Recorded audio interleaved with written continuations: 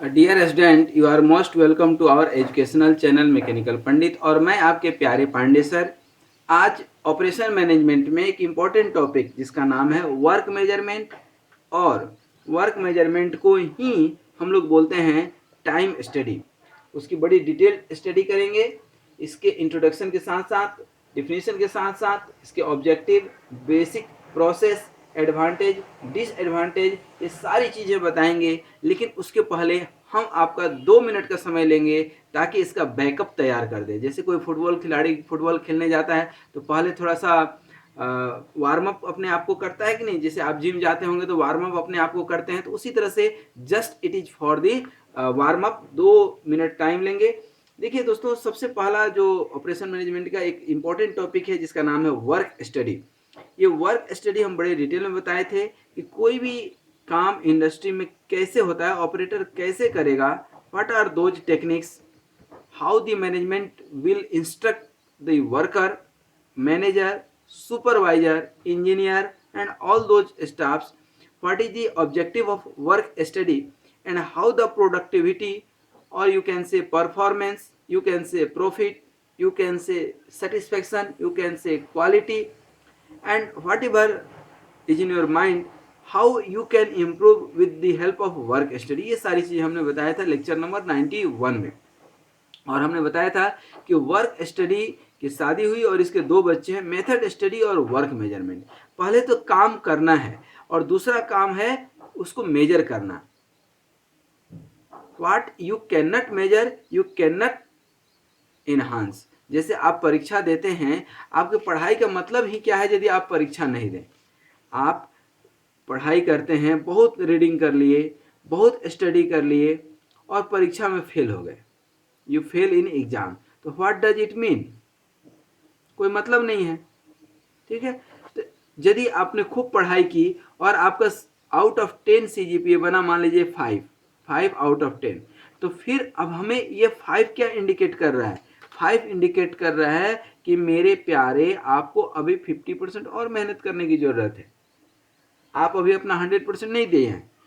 7 आ गया तो आपको क्या लगता है कि अब और इम्प्रूव करना है। तो कहने का मतलब क्या है कि आप जो है अपने आप को कहाँ पाते हैं। आप मेहनत करते हैं, फल ना मिले तो कोई मतलब नहीं है। लेकिन ये भी ध्यान दीजिएगा जीवन में कि जो पढ़ाई करेगा वही परीक्षा देगा। अनपढ़ गंवार आदमी क्या परीक्षा देगा? और जो परीक्षा देगा वही जो है या तो पास करेगा या फेल करेगा। जो परीक्षा ही नहीं दिया वो फेल और पास का कोई सवाल नहीं है। इसलिए हमेशा ध्यान दीजिएगा, परीक्षा देने वाला हमेशा ही प्रशंसनीय है। मतलब प्रयास करने वाला हमेशा प्रशंसनीय है। जो प्रयास ही नहीं किया जीवन में, कोई कोशिश ही नहीं किया, जो एफर्ट ही नहीं किया, वो किसी काम का इंसान है ही नहीं। इसलिए हर जगह एफर्ट करना चाहिए। उसी तरह से हमने ये आपको एक बेसिक कॉन्सेप्ट बताया किसका? वर्क मेजरमेंट का, टाइम स्टडी का। कोई भी चीज जो है विद इन टाइम भी होना चाहिए। विद इन टाइम होना भी बहुत जरूरी है। आज काम कर रहे हैं तो आज होना जरूरी है। यदि काम आज नहीं हुआ तो फिर क्या मतलब है? मतलब क्या है? सरकार का पंचवर्षीय योजना आप देखते होंगे ना, काम शुरू हुआ और कभी कंप्लीट नहीं होता है। तो हर चीज का एक टाइम लिमिट है। सेमेस्टर में, ईयर में आपका परीक्षा होता है। तो ये वर्क स्टडी, और वर्क स्टडी के अंदर हम लोगों ने जो है मेथड स्टडी का काफ़ी सारा डिटेल हम लोग टॉपिक पढ़ चुके हैं, जिसमें कि ये सब सिंबल, ये थर्मलिक्स, ये सब पढ़े हैं हम लोग। जो है थर्मलिक्स हम पढ़ाए थे। थर्मलिक्स का यूज यहाँ भी हो सकता है, आपको मिलेगा। और जो है थर्मलिक के साथ साथ ही जो है मेथड स्टडी के कौन कौन से एलिमेंट्स हैं, क्या बेनिफिट्स हैं, ये सारी चीज़ें हम बताए हैं। फैक्टर्स बताए हैं, प्रोसेस बताए हैं, और मल्टीपल एक्टिविटी चार्ट्स बताए हैं, सिम्बॉल्स बताए हैं, कौन कौन से ऑपरेशन होते हैं। ये सारी चीज़ें हम जो है लेक्चर नंबर जो है 91 से लेकर के 95 तक में कवर किए हैं दोस्तों। अब ये वर्क स्टडी में जब हम लोग मेथड स्टडी पढ़ चुके हैं, तो आज से शुरू कर रहे हैं क्या? Work measurement. ये बहुत इंपॉर्टेंट टॉपिक है। अब वर्क मेजरमेंट हम आपको बता दिए कि जो भी काम आप करते हैं उसका मेजरमेंट बहुत ज़रूरी है। तो work measurement techniques basically used to determine the amount of time required, amount of time required to do a job by qualified worker. ऐसा नहीं किसी को भी हम काम दे दिए, क्वालिफाइड वर्कर जो उस काम को जानता है, qualified worker under standard condition, under standard condition और प्रोसीजर, उसके अंदर वो किस तरह से कितने देर में वो काम कर लेता है। दैट मीन्स कि time determined basically is called standard time, एक स्टैंडर्ड टाइम उसको दिया जाएगा। That is basically called time study और वर्क मेजरमेंट्स। यहाँ पर बेसिकली जो स्टैंडर्ड वर्क है उसकी ही बात करते हैं, स्टैंडर्ड टाइम जो है उसकी ही बात करते हैं। किसी की क्रिटिसिज्म नहीं करना है, जो टॉपिक हम कंसीडर कर सकते हैं उसकी ही बात करते हैं। Workers would be given a standard condition, या मशीन पे काम कर रहा है तो उसको ट्रेनिंग पर्टिकुलर दिया जाएगा। That means it gives feeling to the workers, it work measurement क्या होता है, it gives feeling to the worker. मैं थोड़ा सा लिख देता हूँ, feeling to the worker that standard may result in more effective control, and they may be required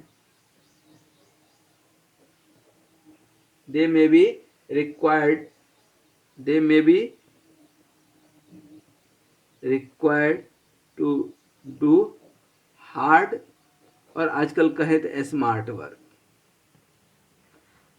आप कहाँ पे हैं और अभी कितना मेहनत करने की जरूरत है। Basically work measurement establish the time, कितने देर में काम करना है, at defined level of performance. और you can say time study is systematic study of work system with the purpose. एक दूसरा डेफिनेशन, कई सारे डेफिनेशन मैं अभी लिख देता हूं आपको। टाइम स्टडी जो है, टाइम स्टडी इज द, जो मैं लिखता हूं ना इसको दिमाग में सेट करते जाइएगा, लिखने का पर्पज यही रहता है। नहीं तो पावर पॉइंट में तो सब चीज लिखा हुआ रहता है, एक एक वर्ड, एक एक जो है अल्फाबेट्स जो मैं लिखता हूं वो आपके दिमाग में घुसना चाहिए। Of work system with the purpose of, क्या पर्पज है, developing the desired system and method, usually the one the lowest cost, method to develop at lowest, क्योंकि हर कंपनी चाहती है कि कम से कम काम पैसे में ज़्यादा से ज़्यादा काम हो जाए। To make the system standardize, to make standard, to make the standard. और लास्ट की क्वालिफाइड, या कहीं कमी है हमारे अंदर, क्वालिफाइड वर्कर। पहला तो ये देखना है कि क्वालिफाइड वर्कर है कि नहीं। जैसे कोई काम 1 घंटा में होना चाहिए, कर रहा है 3 घंटे में, तो किसके अंदर कमी है। यदि ऑपरेटर के अंदर कमी है, या मशीन के अंदर कमी है, या उसको ट्रेनिंग की जरूरत है, या नॉर्मल कोई कंडीशन या कोई स्पेसिफिक या कुछ ऐसा उसको दिक्कत है, तो हमें वो जानने की जरूरत है, क्वालिफाइड वर्कर। तो ये बेसिकली यदि हम ओवरऑल वर्क स्टडी या टाइम वर्क मेजरमेंट या टाइम स्टडी को डिफाइन करें, तो बेसिकली लास्ट में हम लिख दें, I can say time study is the the art of observing and recording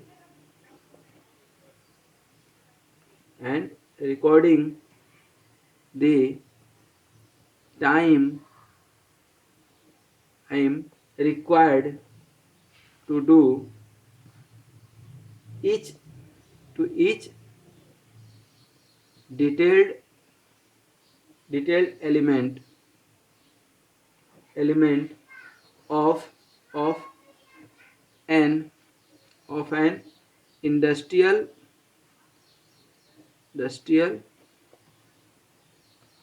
activities और ऑपरेशन। तो अब कोई पूछता है आपसे कि व्हाट इज वर्क मेजरमेंट और टाइम स्टडी, तो you can say it is the art of observation and record the time required to do each detailed element of an industrial activity. जो भी इंडस्ट्रियल एक्टिविटी है उसको करने में how much standard time is required, ये आपको सिर्फ सोचना नहीं है बल्कि आपको निकालना भी है। आ रही बात समझ में?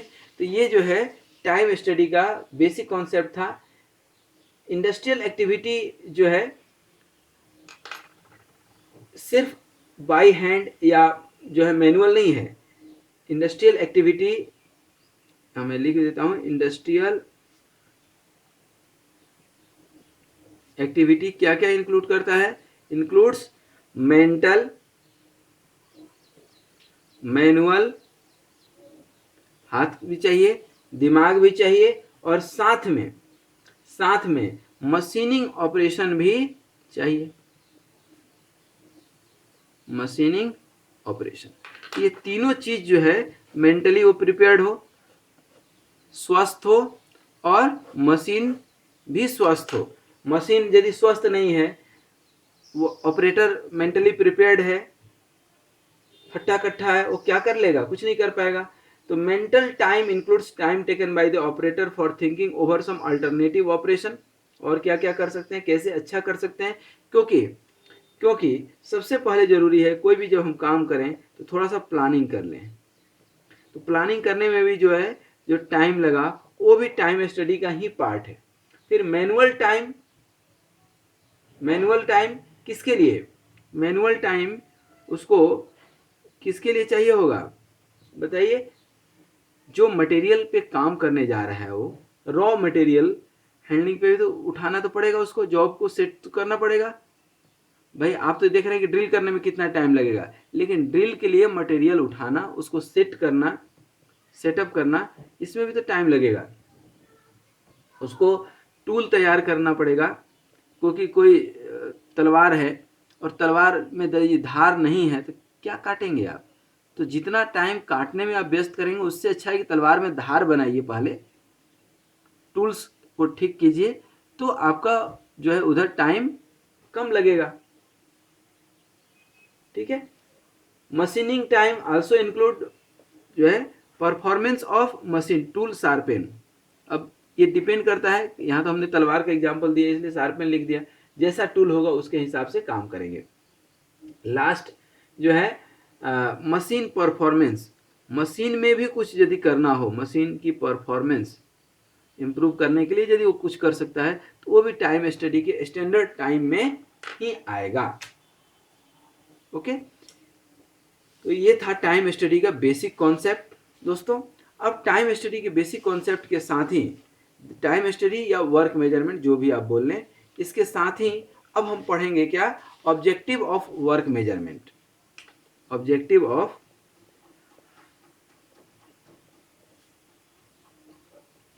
Objectives of work measurement. इसका ऑब्जेक्टिव क्या है, क्यों पढ़ रहे हैं हम लोग? Basically what are the objective.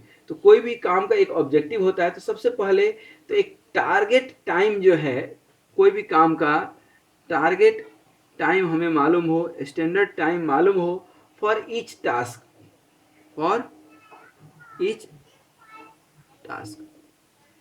दूसरा है sound comparison comparison of method, एक ही काम कई तरीके से हो सकता है, तो कौन सा तरीका अच्छा है। मेथड, मैन और मशीन, एक ही काम कई सारे मशीन पे भी मान लीजिए होता है, तो आप कंपेयर कर सकते हैं कि कौन सा मशीन अच्छा है, कौन सा टूल अच्छा है, तो that you can do the comparison, कौन सा आदमी अच्छे से काम कर रहा है। फिर काम के अकॉर्डिंग जो है यूजफुल वेज जो है, वेज और इंसेंटिव यदि देना हो तो that you can give the incentive, that you can give the incentive. Wage और इंसेंटिव डिसीजन भी आप बड़े इजी वे में ले सकते हैं। नेक्स्ट है balancing of work distribution. Work distribution जो है आप ऑपरेटर के बीच में कर सकते हैं। ऐसा नहीं हो कि किसी को ज़्यादा काम दे दिए, किसी को कम काम दे दिए, तो दिक्कत जाएगी। ठीक है। नेक्स्ट जो है इसका ऑब्जेक्टिव रहता है कि अननेसेसरी एक्टिविटीज को जो है मिनिमाइज करना, या अननेसेसरी ह्यूमन एफर्ट, अननेसेसरी जो है unnecessary human activities, human effort कह लें, उसको भी रिड्यूस करना। इससे कैसे होता है, जैसे एक स्टैंडर्ड टाइम किसी काम करने का पता है 20 मिनट्स, और सामने वाले को 8 घंटा काम करना है, 8 घंटे में मान लीजिए 1 घंटा लंच जाता है, ठीक है, 7 घंटा, 1 घंटा उसको रेस्ट के लिए हम दे दिए, मेंटल रेस्ट के लिए, फिजिकल रेस्ट के लिए, तो 6 आवर के हिसाब से स्टैंडर्ड टाइम को हम डिवाइड कर देंगे, 6 आवर में 20 मिनट से डिवाइड कर देंगे, तो ये कितना हो जाएगा, 18 कंपोनेंट्स बनना चाहिए हमारा दिन भर में, 18 कंपोनेंट्स। अब 18 कंपोनेंट्स टारगेट उसको दे दिए, नहीं देंगे तो क्या करेगा वो। ऐसा तो नहीं कि स्टैंडर्ड टाइम जो है 10 मिनट और हमने जोड़ लिया है 20 मिनट, टाइम बचेगा तो 18 बना देगा और बैठ के गपशप मारेगा, एक दूसरे की शिकायत करेगा, क्योंकि हर ऑफिस में सबसे ज़्यादा जो टाइम जा रहा है आज के समय में, तो एक दूसरे की निंदा चुगली जो है, स्तुति, एक दूसरे की झूठी प्रशंसा करने में, एक दूसरे की झूठी शिकायत करने में, एक दूसरे की जो है टांग खींचने में सबसे ज़्यादा खर्च होता है। और आज यदि प्रेजेंट सिनारियो में देखें तो कई इंडस्ट्री में जहां मोबाइल बैन नहीं है, वहां सबसे ज़्यादा टाइम जाता है मोबाइल एप्लीकेशन में। इसलिए बड़े बड़े जहां भी इंडस्ट्री हैं, मोबाइल कम्प्लीटली बैन है, होते जा रहे हैं कम्प्लीटली बैन, चाहे वो कॉरपोरेट सेक्टर हो चाहे लोकल इंडस्ट्रीज हो, कम्प्लीटली बैन है। कुछ इमरजेंसी है, आज से 25-30 साल पहले जो है मोबाइल नहीं था, काम नहीं चलता था। अच्छा, कई लोग ये होते हैं, हमारे यहाँ भी है, कुछ लोग बोलते हैं कि अरे सर इमरजेंसी है, कुछ ऐसा हो गया तो, अरे भाई तुम क्या ब्रह्मा जी हो, सब संभाल लोगे इमरजेंसी क्या, कौन सा इमरजेंसी, क्या इमरजेंसी। और यदि होगा तो वहाँ लैंडलाइन फ़ोन है, आपको इंटीमेट किया जाएगा, आप फ़ोन ऑफिस में रख दो, सिक्योरिटी गार्ड आपको इंटीमेट करेगा कुछ इमरजेंसी आएगा तो that is the unnecessary human effort को रिड्यूस करता है क्या, वर्क मेजरमेंट। नेक्स्ट आप जो है इफिशिएंट ऑपरेशन या इफिशिएंट मेथड को सिलेक्ट कर पाते हैं, इफिशिएंट मेथड, मैन, या जिसको भी सिलेक्ट करना है यू कैन कंपैरेटिवली सिलेक्ट, और even you can establish condition को जो है, स्टैंडर्ड कंडीशन आप मेंटेन करते हैं कि किस कंडीशन में जो है, जैसे कॉरपोरेट सेक्टर में है तो कम से कम एसी तो होना ही चाहिए ना, पीने के लिए पानी तो होना ही चाहिए ना, नीट एंड क्लीन इन्वायरमेंट जो है होना चाहिए, ग्रीनरी होना चाहिए, उससे क्या काम करने में लोगों को मन लगता है। फिर आप जो है मैन और मशीन का रेशियो निकाल सकते हैं, मैन मशीन रेशियो निकाल सकते हैं, मैन मशीन रेशियो निकाल सकते हैं। Effective and efficient utilization for both, दोनों का प्रॉपर यूटिलाइजेशन हो, ये भी आप सोच सकते हैं, प्रॉपर यूटिलाइजेशन हो। फिर information for planning scheduling, information for planning scheduling, ये सब प्लान आप कर सकते हैं। रूटीन डिस्पैच डिलीवरी, ये सारे जो है काम आप बड़े आसानी से कर सकते हैं। तो that is the work measurement के जो ऑब्जेक्टिव है, यही ऑब्जेक्टिव भी है और यही बाद में चल करके हम उसको एडवांटेज भी बताएंगे। बेसिक प्रोसेस क्या है? Basic procedure for time study. Basic procedure जो है आप देखेंगे तो बेसिक प्रोसीजर जो है इसमें अभी तक हमने काफ़ी कुछ डिस्कस कर लिए हैं। यदि आप ध्यान देंगे तो बेसिक प्रोसीजर काफ़ी कुछ हम डिस्कस कर चुके हैं, जिसमें सबसे पहला है सिलेक्ट। आपको करना क्या है वो सिलेक्ट कीजिए। Select the job, select the person, select the machine, what ever is your objective of study. And basically ये स्टेटमेंट आपको देना पड़ेगा कि क्यों हम सिलेक्ट कर रहे हैं इस वर्क को, क्या हमारा ऑब्जेक्टिव है, what kind of precision is required, what kind of desired level of confidence is expected, what kind of standard time is required. ये सारी चीज़ें हमें यहाँ पर देना पड़ेगा। सिलेक्ट के बाद दूसरा ऑप्शन आता है हमारा एनालाइज।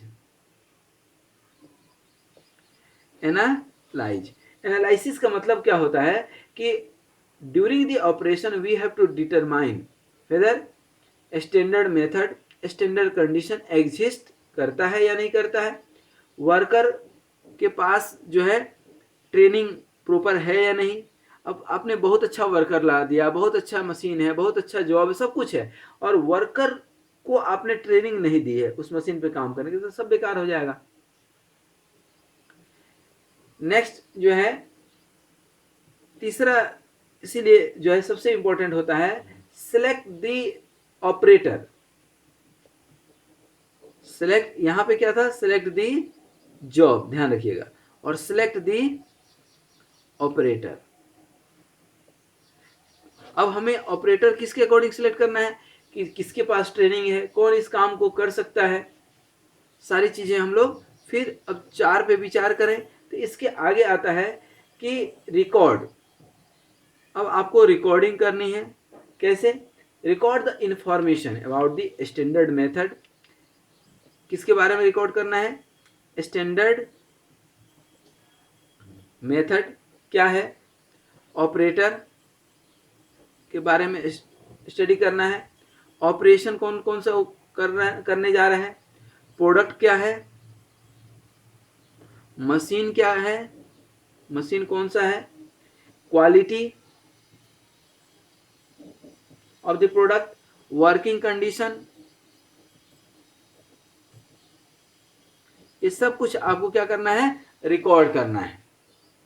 अब आजकल चूंकि बहुत सारे सॉफ्टवेयर हैं, बहुत सारे कैमरेज हैं जो ऑटोमेटिकली ये सारी चीज़ें रिकॉर्ड कर लेते हैं। देखिए चीज़ें वही हैं जो आज से 100 साल पहले यूज होता था।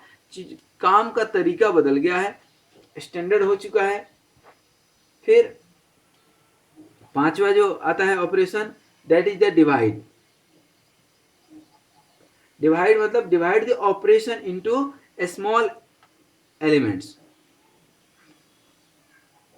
डिवीजन किस में करना है, स्मॉल। किसी काम को, बड़ा काम है तो उसको छोटे छोटे काम में जो है बांटना है, छोटे छोटे काम में उसको बांटते हैं। फिर सेट द टाइम। डिवीजन के बाद हर एलिमेंट, हर काम के लिए, हर ऑपरेटर के लिए, हर मशीन के लिए एक एस्टिमेटेड टाइम देते हैं या एक एस्टिमेटेड टाइम नोट डाउन करते हैं, ऑब्जर्व करते हैं और इसी को कलेक्ट करते हैं। टाइम कितना लगा वो कलेक्ट करते हैं, रिकॉर्ड करते हैं डाटा को।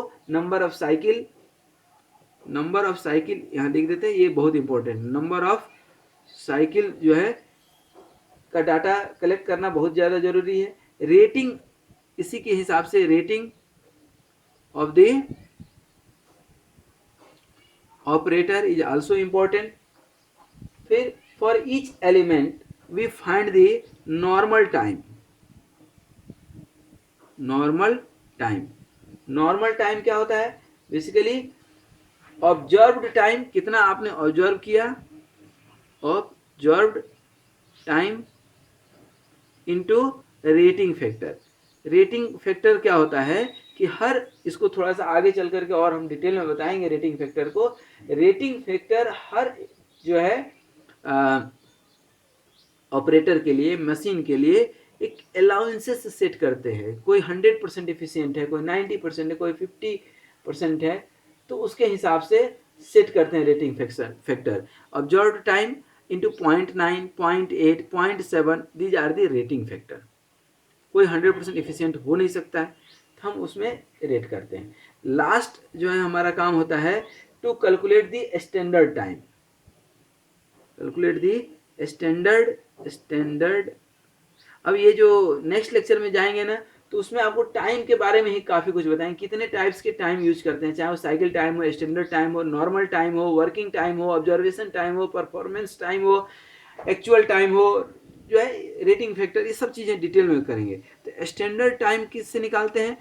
तो ये स्टैंडर्ड टाइम होता है नॉर्मल टाइम, नॉर्मल टाइम जो अभी आपने कैलकुलेट किया, अब प्लस कुछ तो अलाउंसेस देना पड़ेगा।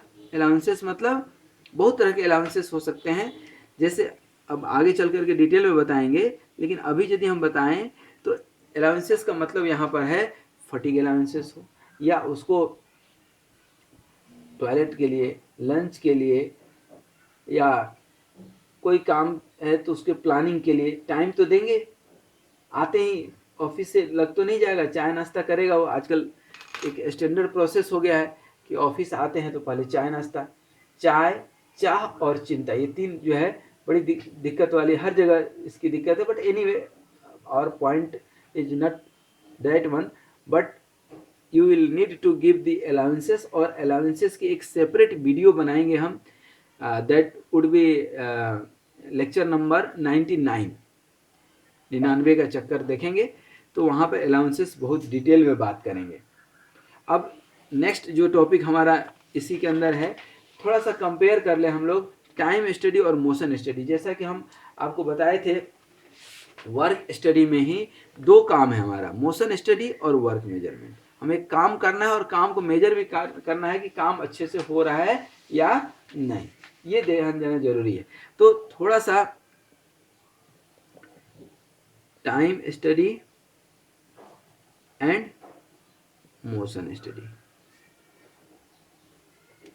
मोशन स्टडी को ही जो है हम लोग मेथड स्टडी भी बोलते हैं, याद रखिएगा, इसी को मेथड स्टडी भी बोलते हैं। और टाइम स्टडी को ही क्या बोलते हैं? Work measurement. Work measurement. अब ये टाइम स्टडी या वर्क मेजरमेंट का है या मोशन स्टडी, इन दोनों में बेसिक डिफरेंस क्या है? तो यहाँ पर मोशन स्टडी या मेथड स्टडी में हम लोग खोजते हैं कि best way to do the work. Simple सा हम लिख देते हैं, इसको याद कर लीजिएगा, वी फाइंड बेस्ट वे, ऐसे लिख देते हैं, we find the best way to do the work. Best way to do the work, चाहे उसको ट्रेनिंग देना पड़े, मशीन को ठीक करना पड़े, बेस्ट मेथड, यहाँ पर मेथड जो है इम्फेसिस करते हैं, मेथड पे हमारा क्या रहता है? फोकस रहता है। और यहाँ पर जो हमारा काम है उसमें जो है बेसिकली टाइम पे फोकस रहता है। Time, with in time standard process जो है फॉलो करते हुए, या जो है टाइम के वेस्टेज को रोकने का काम जो है मोशन वर्क मेजरमेंट में करते हैं। इसमें हम लोग शेड्यूल करते हैं और वेज डिसाइड करते हैं कितना किसको देना है। तो ये सारी चीज़ें जो है काम हमारा वर्क मेजरमेंट है। तो ब्रीफ में हम आपको ये बता दिए। अब थोड़ा सा लास्ट में आपको बताएंगे advantage and disadvantage of time study. देखिए, एडवांटेज ही एडवांटेज है, काफ़ी कुछ हम लोग डिस्कस कर चुके हैं, लेकिन फिर भी एडवांटेज एंड डिसएडवांटेज, ज़्यादा कुछ डिसएडवांटेज है नहीं ऑफ टाइम स्टडी। ध्यान दीजिएगा, एडवांटेज की पहले बात कर लें हम। देखिए, मेरे समझ से सिर्फ एडवांटेज ही एडवांटेज है, लेकिन चूंकि एग्जामिनेशन पॉइंट ऑफ व्यू से डिसएडवांटेज पूछता है, इसलिए मैं आपको बता रहा हूँ। ध्यान दीजिए, सबसे पहला एडवांटेज क्या है टाइम स्टडी का, कि एक आप स्टैंडर्ड टाइम जो है किसी भी काम को करने का एक स्टैंडर्ड टाइम आप डिसाइड कर पाते हैं। फिर परफॉर्मेंस जो है विद इन द टाइम आप इम्प्रूव करने का, क्योंकि हमने बहुत बढ़िया एक एग्जाम्पल दिया था कि जो बच्चा पढ़ेगा वही परीक्षा देगा, और परीक्षा इसलिए नहीं होता है आपको डिमोटिवेट करने के लिए, आपको अपनी औकात पता करने के लिए परीक्षा देना जरूरी होता है। तो परफॉर्मेंस लेवल जो है ना चेक करने के काम आता है। फिर आपको इक्विपमेंट और मशीनरी की ज़रूरत है क्या, इक्विपमेंट या मशीनरी को अपडेट करने की ज़रूरत है क्या। ऐसा तो नहीं है कि मशीनरी के चलते या इक्विपमेंट आउटडेटेड हो चुका है उसके चलते आपको ज़्यादा जो है दिक्कत हो रही है। आप इसके हिसाब से प्रोडक्शन कॉस्ट आप निकाल सकते हैं, प्रोडक्शन कॉस्ट आप निकाल सकते हैं। टू द टाइम आप डिलीवरी दे सकते हैं, स्टैंडर्ड टाइम पता चल गया तो काम को हम शेड्यूल कर सकते हैं, प्लान कर सकते हैं, ये सारे एडवांटेज है। लेबर कॉस्ट आप डिसाइड कर पाते हैं, लेबर कॉस्ट डिसाइड कर पाते हैं, आप वेज कितना देना है, या कोई बहुत अच्छा काम कर रहा है तो उसको आप इंसेंटिव दे पाते हैं। आप मेक और बाय डिसीजन भी यहाँ पर आप ले पाते हैं, मेक और बाय डिसीजन। जो काम करने में आपको दिन भर लगता है, आपको इतना कॉस्ट लग रहा है, उससे कम कॉस्ट में यदि मार्केट में अवेलेबल है तो why not to buy rather than to make. तो हम मेक नहीं करेंगे बल्कि उसको मार्केट से बाय कर लेंगे। उसी तरह से अल्टरनेटिव जो है इफेक्टिव प्लान या इन्वेस्टमेंट प्लान हम लोग जो है मेकिंग अल्टरनेटिव डिसीजन हो, या हमको मशीन खरीदना है, ये सारी चीज़ें जो है निकाल लेते हैं। साथ में ही efficient plant layout, efficient plant layout, material handling, ये सब में जो है ज़रूरत पड़ती है किसकी, टाइम स्टडी की। इंडिविजुअल या ग्रुप में कोई काम कराना है, कोई आदमी होता है अकेले बहुत अच्छा काम करता है, ग्रुप में वो काम नहीं कर पाता है, ये भी हमको जो है। और ओवरऑल लास्ट में यदि कहें तो एक एवरेज परफॉर्मेंस डिसाइड करने में इसका बहुत बड़ा रोल होता है। Average performance you can decide. अब एवरेज परफॉर्मेंस, प्रॉफिट, बहुत कुछ डिसाइड कर सकते हैं। ये तो जितना हमें अभी याद आया हमने लिख दिया आपको। अब थोड़ा सा इसका डिसएडवांटेज या कहें तो लिमिटेशन, थोड़ा सा इसका लिमिटेशन हम देखते हैं। थोड़ा सा लिमिटेशन देखेंगे तो सबसे पहला लिमिटेशन है कि यदि हमारा जॉब्स डिफाइंड नहीं है तो आप स्टैंडर्ड टाइम नहीं कैलकुलेट कर सकते हैं। लिख भी देते हैं, standard can not be set if job is not defined.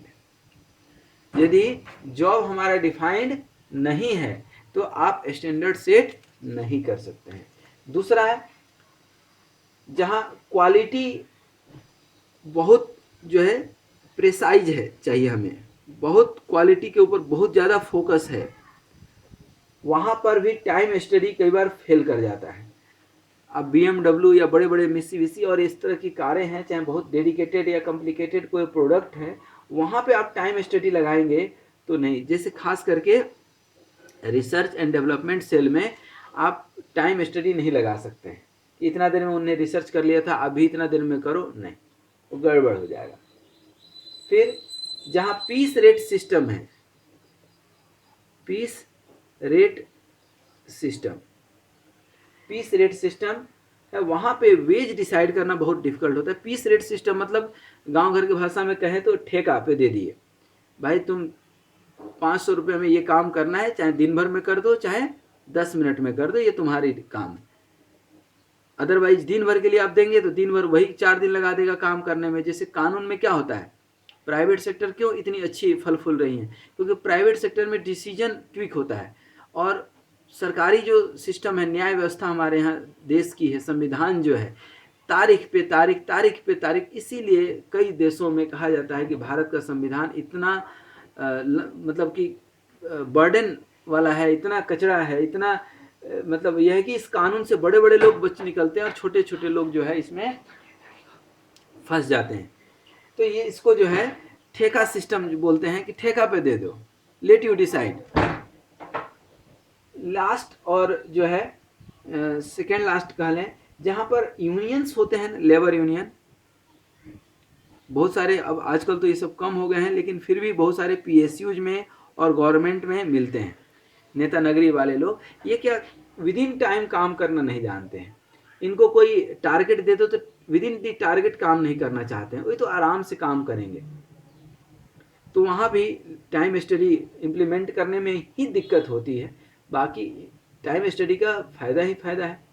फिर जहाँ वर्क साथ में दिख रहा है, जहाँ सुपरवाइजर है, वहाँ भी टाइम स्टडी की ज़रूरत नहीं है। जहाँ मैनुअल वर्क ज़्यादा है, जहाँ thinking portion of the job ज़्यादा है, वहाँ भी जो है, जहाँ पर थिंकिंग जॉब जो है बहुत ज़्यादा है, वहाँ भी टाइम स्टडी आप देंगे वो सोच नहीं पाएगा।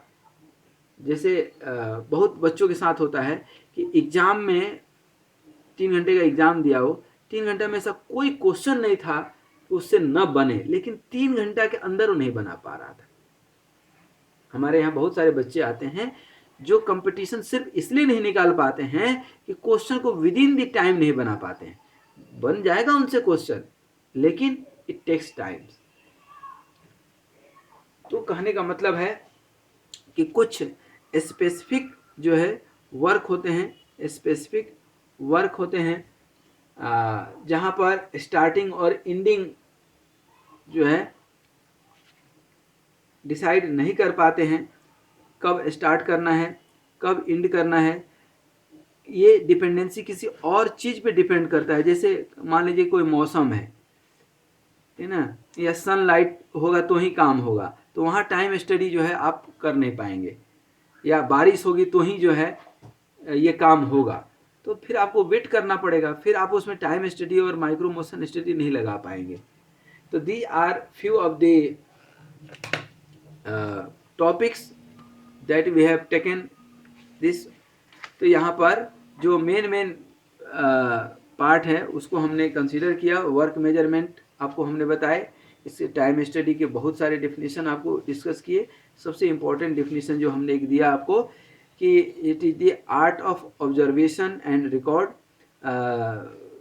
To required for detail element for industrial activities.